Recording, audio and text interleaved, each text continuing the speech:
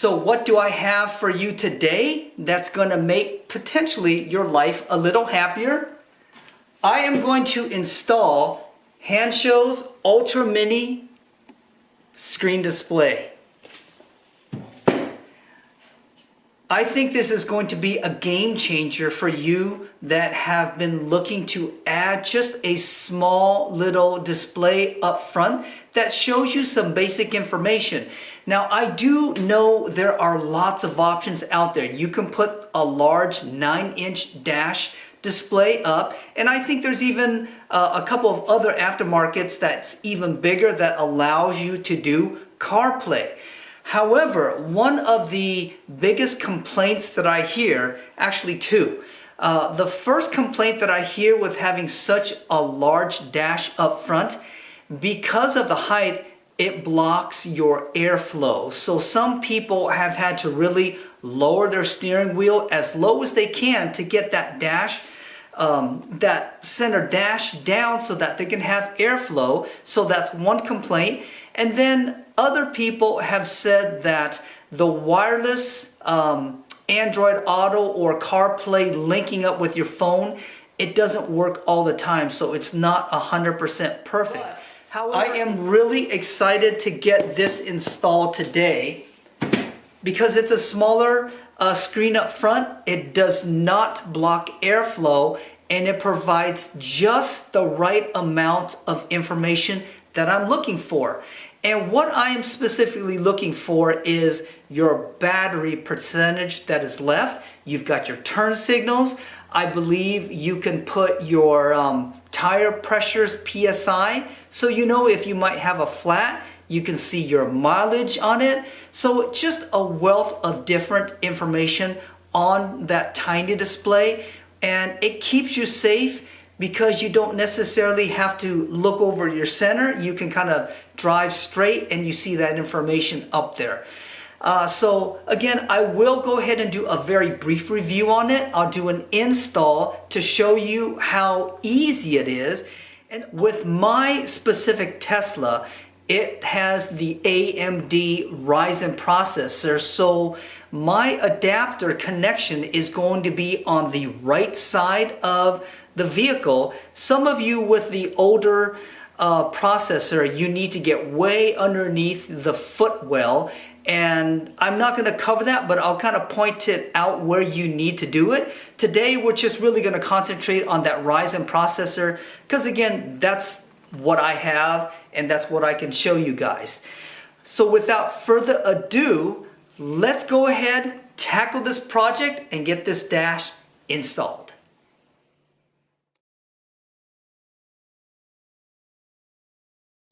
To prepare for the installation, you're going to have to remove a few things. Now there is a side panel that just sits right here, and you want to use just a small prying tool to get this off. It's essentially held by just these little clips here, so very easy to do. You do this side and also the other side. From there, you need to remove this dash trim, and this one is pretty simple. You're just going to grab it by the edge like this and you're going to lift it. Now I already did this just to kind of show you guys. It's held by little clips here that go into here. That's going to be on this side. Here is the passenger side, and similar to the driver's side, you want to remove this panel here. You'll get underneath here to remove this. And then all I would essentially do is once you have the dash removed, just put it aside. What I would also suggest that you guys do, this strip here is the weather stripping. It goes right into the seams of the car. You can totally redo it. The reason why I pulled it is you do need to take this off. And there's going to be a couple of clips here that... Let's see if I can, I don't think I can pull it out, but I'll show you guys with a picture of what these clips look like. You'll need to remove this panel because the connection for the Ryzen is located pretty much right here. So this has to come out. It's going to help if you remove the weather stripping, and once again, it is completely reversible as just taking a look here, this is where it slides right in. So you guys will be fine if you remove it. This piece here, there was it was sitting right here. Take a look at the very back. You essentially, to place it back in, you got to slide it in and then just clip it right into that spot there. So very easy to do as well.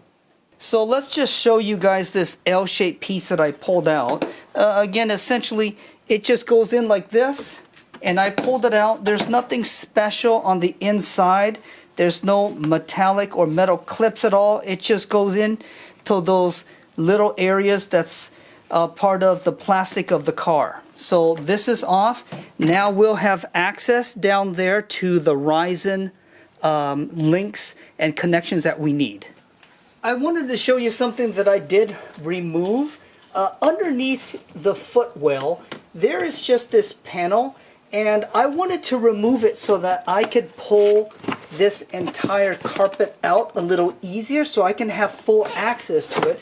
This one is pretty simple to do. There's 1, 2, 3, 4 more of these little clips that you see here. So you'll remove those and then you'll pull this off. This line here is just to your footwell lighting. You can leave the little speaker wire connected because you can just kind of set this one aside as you don't really need to disconnect it. So now we have pretty much full access to all the areas that we need. We've got the Ryzen set up over here, and I'm going to go ahead and locate it to make sure that everything is where I need it to be before I start the final installation of the wiring and such.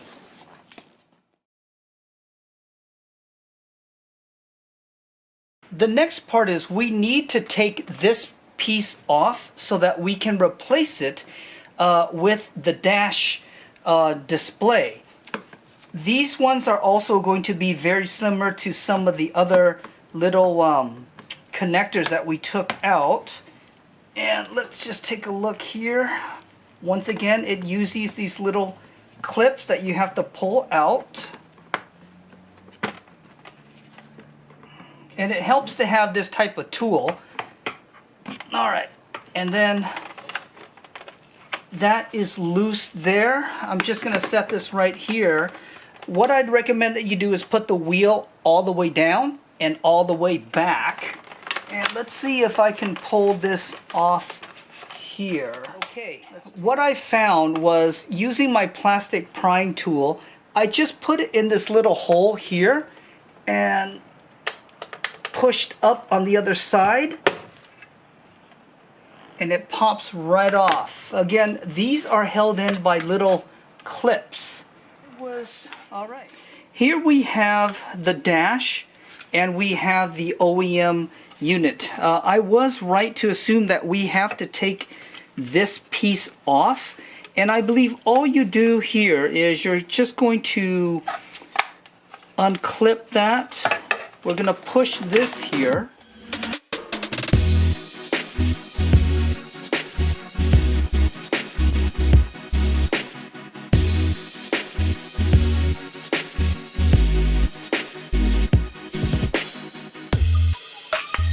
Okay, now this unit is ready to be installed back in the vehicle.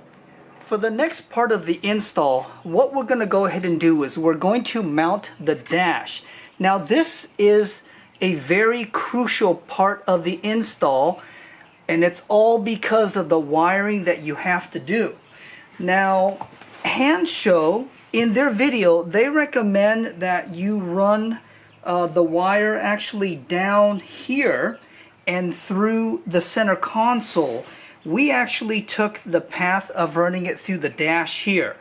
Now, the issue that you do run into, whether you go down or on top, is you have to keep the attachment from the monitor and this completely clear of this steering column, because as you can tell, it moves up and down and it goes in and out. So the last thing that you want to do is just arbitrarily stick your wire in here and for some awful reason it catches a mechanism that it's moving, and now you've just completely fried your display and potentially destroying your Tesla. So you do not want to do that. What I did here was I just taped this very securely.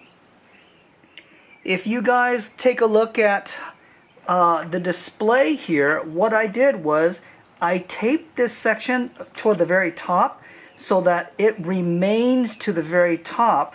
So when this whole section here goes forward, this wire can actually articulate like this here with the movement, as opposed to it being somewhere down here and potentially catching on a moving part.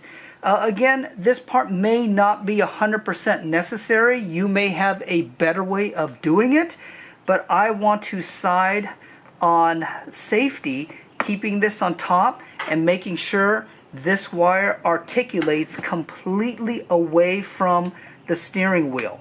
So now what we'll do is we'll actually put this together. There are little arrows that go into these little latches here. You want to place this part, there's actually a ridge that it sits on both sides. I recommend that you put one side at a time.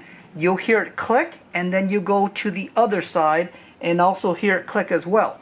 Also make sure that your wheel is all the way down and as far forward as possible so that you can see everything.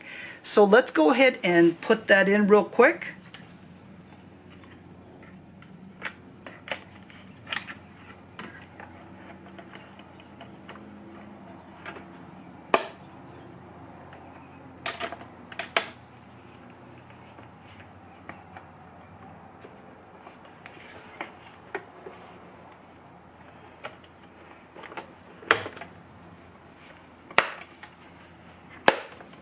Okay, you guys heard I clicked the right side.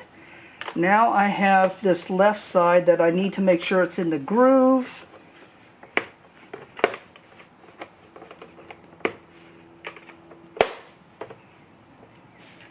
Okay, that setup is complete. And what we'll do, we're going to go ahead and double check the wheel goes up, it goes down, and now you're going to see this articulate, and you'll see what I'm talking about when it is all the way back. Okay, that's all the way back. I can see that my wiring harness to the display has completely cleared, which is a huge plus. And then from here, I'm not gonna connect it just yet, but it will go just like that. These two will go in here. All right, so that is how you get this display on to the center console. And as you can tell, I have wired the wire looms and harness through the dash here and down below into the area that we need to tap into. Now if you take a look, you see this blue plug right there? Right there. That is going to be what you're going to tap this blue plug in.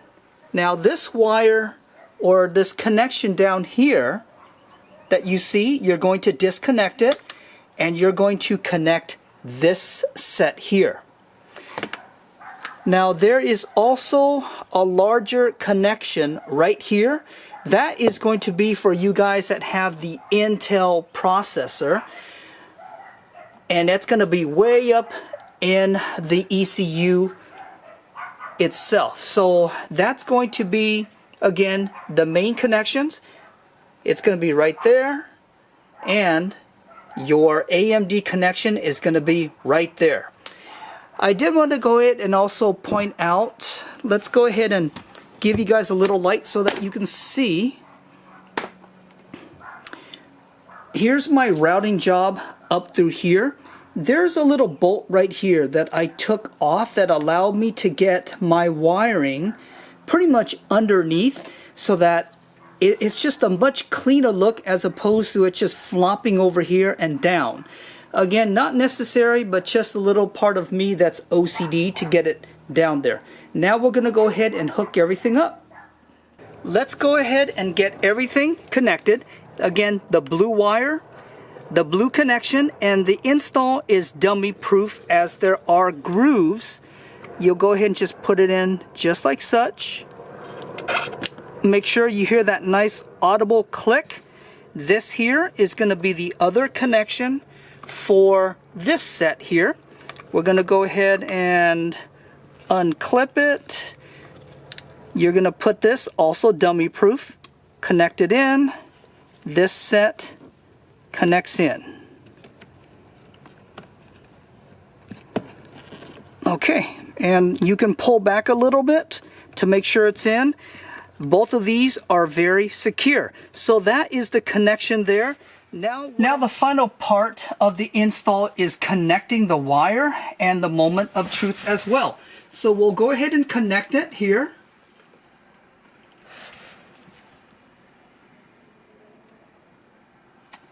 And I don't know if you guys can see, it's playing its little animated setup, and boom, we have the display here. And I'll show you guys a closer look up of it, but we want to make sure everything clears.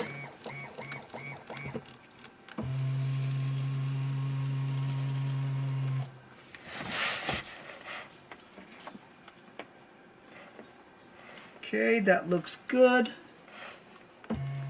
Here's what the display looks like, and there is actually an adjustable menu, and what you want to do is your scroll button, you want to push to the right for about 3 or 4 seconds.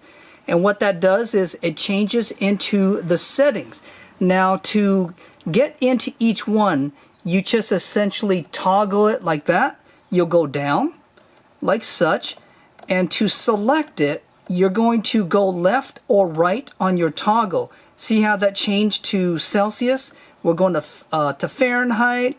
I've got my time, your theme, as in you can do it. You can do it for brightness, to dark, to automatic. We'll leave it at that. You can do your tire pressure. You can do your mileage is next. Language, your UI. I had a chance to play around with the UI. There's actually 2. This one is going to be the best one in my opinion. And then to go back, you just simply toggle to the return and hit the right. And then there you have it. You see my doors are open. You've got time. You've got the range. You also see your miles, and you can see your cruise control difference change as well. And then on the right side, you've got the current temperature as well as battery and your drive mode.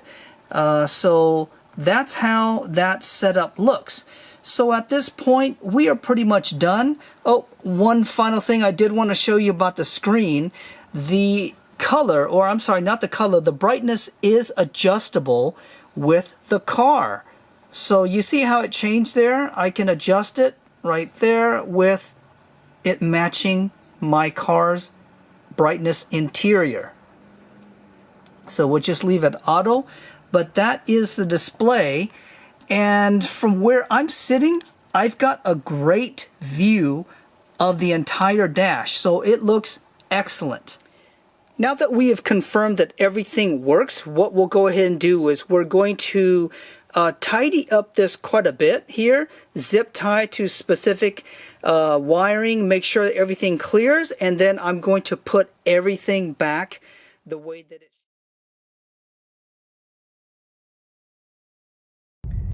Here's the display in action, and as you guys can see, I'm turning, and it doesn't turn with the wheel, which is ideal, and it just sits right here.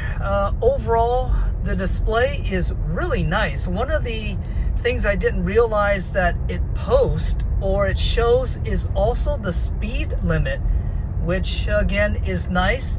It's non-obtrusive, I love the fact that I can turn on my AC vents right there and still have airflow coming through.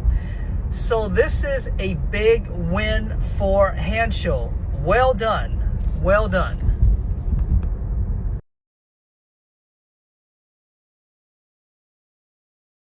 Is the Hansshow Ultra Mini display a game changer or what? I absolutely love it. Coming from an ICE vehicle where I have in front of me a center display, I really miss that in my Model Y. So having this little display, again, it is a game changer for me.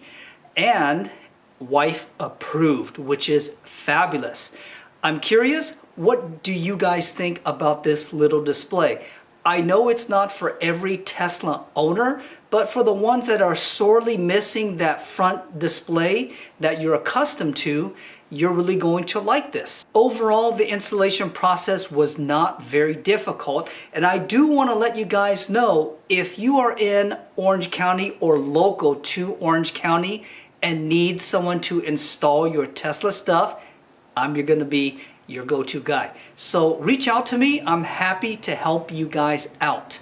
Coming back to the install, the only difficult thing that you're going to run into is make sure when you're installing that centerpiece display, you're routing your wires as best as you can to be away from the retracting steering wheel, because you do not want that steering wheel accidentally cutting any type of wires and potentially causing thousands of dollars of damage to your priceless Tesla. As usual, my automotive fanatic family, I do want to thank you once again for joining me on this great DIY into another Hansshow product that I think you will really like. If you haven't already, please smash that like button. It does help my videos kind of move up in the algorithm chain, and it helps me continue to do videos like this for you guys. And of course, please subscribe as well. This is going to be Peter, your automotive fanatic, signing off until the very next time, my friends.